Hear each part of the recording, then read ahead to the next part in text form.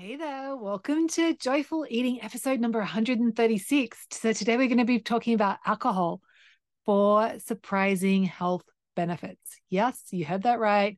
Health benefits, alcohol, same sentence. Crazy, I know. Anyway, before we get to that, I'm so excited about sharing this. The best bite I had this week. So, we went out for Father's Day lunch um, and to my favorite restaurant. It's called Rebel Rebel. It's in Canberra. It's amazing. And the chef there, Sean, he did these amazing, sounds gross, but it's super delicious. He called it a pig's ear sandwich. So it was just like these little kind of burger bun slider kind of things with crispy fried pig's ear in it. And then it came with romesco sauce, which is this beautiful Spanish sauce of like roasted red peppers and hazelnuts. And it had big chunks of hazelnut in it, and aioli, like that garlicky mayo, and just combined all together. Like I just had like one bite was enough. But yeah, so delicious. Like the crispiness of the pig's ear with that was just like yum, yum. Anyway, so plan for today is first I'll share, of course, the story behind this episode, like why I wanted to do this, how I discovered these amazing health benefits, and then I'm going to share with you like what the surprising health benefits of being a light drinker are. And then, of course, there's the not so good news. So, we'll look at have a bit more of a look at the other health implications of drinking. And then I have an exclusive invitation for you at the very end. So story behind this is basically, last November, I started a new coaching group. It's called the Secret Society of Intentional Booze Hounds, and it's very exclusive. But the purpose of this group is really to help people change your relationship with alcohol. So, which is something that I have done, which still blows my mind that I, Jules Clancy, former winemaker and total booze hound, could actually now, have 2 or 3 glasses of wine a week, and that's because that's all I want.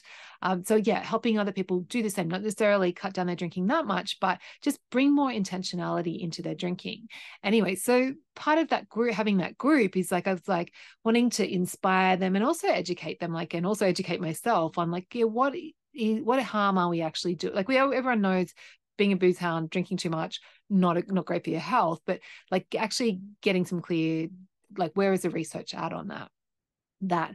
And so I actually went in and just started to look at some research around it. And I was actually surprised at the results. Like I was expecting it to be all doom and gloom, but there were actually 4 things that being a light drinker actually is better for you than being a non-drinker. I was like, whoa, crazy. Of course, being a heavy medium drinker and a heavy drinker, like that's not good for these things.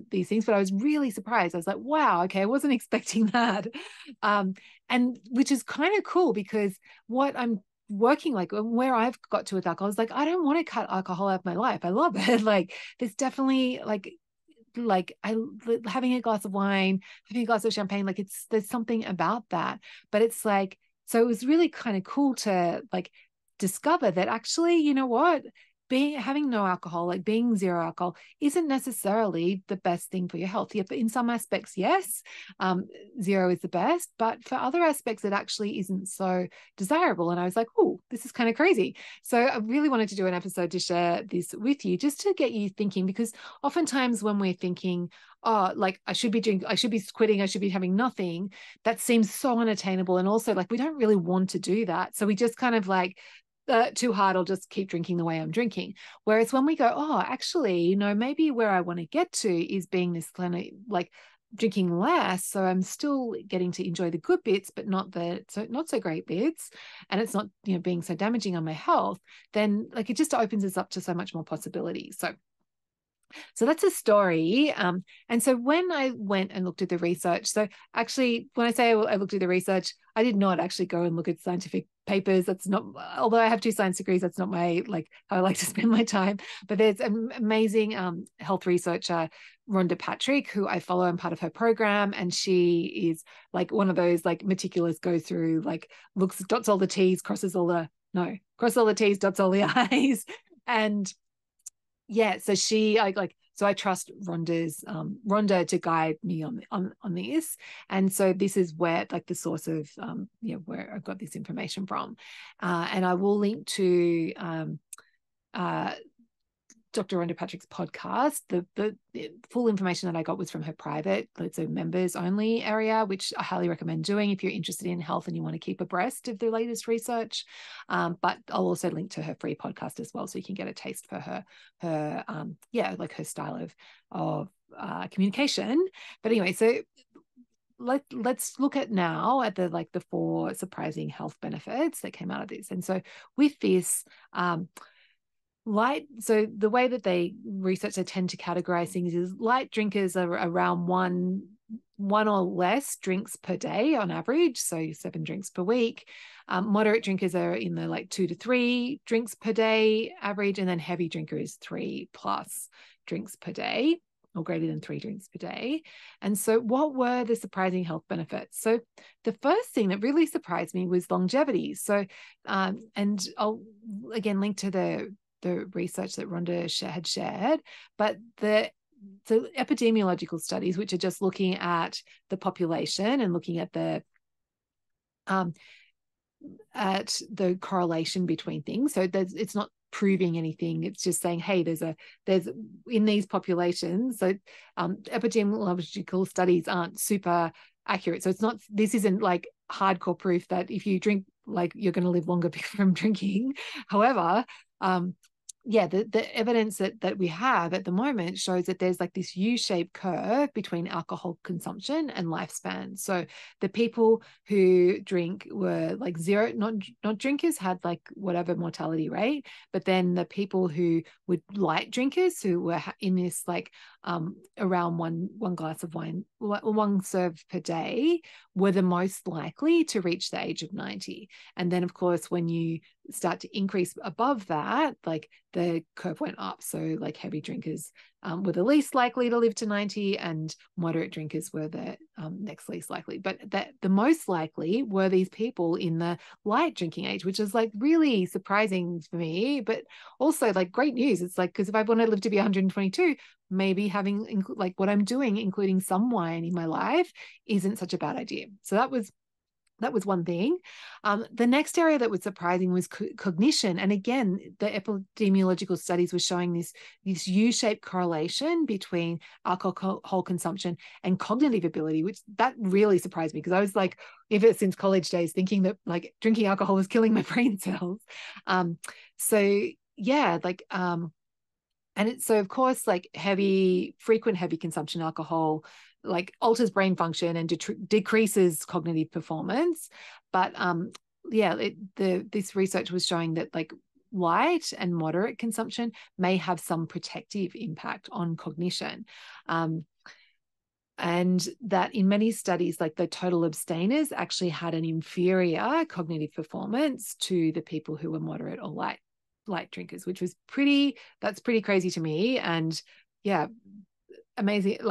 Who knew? And I don't know what the mechanism could possibly be there, but so and they looked at cognition, the ability to think, but also looking at brain size and brain volume. And so with heavy drinking, that definitely is impacted, the brain volume is decreased and the size of your brain is decreased. However, with these light drinkers, it actually they didn't see that. So pretty fascinating stuff. Next area, which also I kind of knew about this, but you may surprise you, is that blood sugar, that being a light drinker can actually have a positive impact on your insulin sensitivity and your blood sugar. And I know this from wearing my continuous glucose monitor when I do that, that actually it's kind of surprising when you have a glass of wine, it can actually lower your blood sugar level and increase your insulin sensitivity. So there again, there's this U-shaped relationship between alcohol consumption and blood sugar. And I think the same thing goes with prevalence of diabetes, is that the people who are light drinkers tend to be the least likely to develop diabetes than non-drinkers, and then heavy drinkers, of course, very likely. That's kind of a surprising little hack that you don't know, is that having some alcoholics, so having a glass of wine with your meal can actually improve your insulin sensitivity and decrease the blood sugar spike from the meal. So that's pretty crazy. And then the fourth thing that it was also surprising to me was the autoimmune diseases, that alcohol can have a protective effect there. So again, this U-shaped correlation was showing up where zero alcohol isn't. People who had zero alcohol were more likely to have autoimmune problems than people who were light drinkers. But then, of course, once you got into the heavy drinking category, that came back to being like more problematic. And the theory, like the mechanism that they suspect there, is that alcohol suppresses the immune system. So which in most cases not so great, but if you've got an autoimmune disease, that slight suppression of the immune system attacking itself can actually be beneficial for you. But of course, if you're feeling run down and you're feeling like you're getting something and you want your immune system firing on all cylinders, you don't want to be drinking. So that was for kind of really surprising things. So yeah, like our longevity, cognition, blood sugar, and autoimmune diseases. But of course, the not so good news. So so heart disease. So that research showed that while moderate drinking can reduce the risk of a heart attack, which is kind of surprising, it increases the risk of atrial fibrillation, whatever, how you pronounce that. So yeah, you're kind of trading off one thing for the other. So not necessarily drinking is not necessarily good for your heart, despite what the people, the red wine producers will have us believe. And then also with cancer, alcohol consumption increases cancer risk in that dose dependent fashion. So the more you drink, the higher your risk of cancer, the risk of cancer. I'm just looking, and so the only thing is every category was associated with every category of alcohol consumption was associated with an increased risk of breast cancer. But I think for other cancers, light drinkers did not have the increased risk, but moderate and heavy drinkers definitely did. But breast cancer, it's like any alcohol, increases your risk. So something to be mindful of, definitely on my radar. And then in terms of other not so great news, mental health, like alcohol, like we know it interferes with our brain chemistry, and it definitely increases anxiety and depression. And like my dad has depression, and he's psychiatrist is she's like, alcohol is the worst. So yeah, if you have a mental health condition, drinking is only going to make that worse. So cutting out is definitely the way to go there. And also for hormone health, alcohol interferes with impacts all our hormones, but particularly estrogen, and it definitely, drinking more exacerbates the symptoms that you get in perimenopause. So the less you drink for that, the better. So I will post resources on this with the show notes. But yeah, so like it's not all doom and gloom. There are some health benefits. I guess really it does come down to personal choice.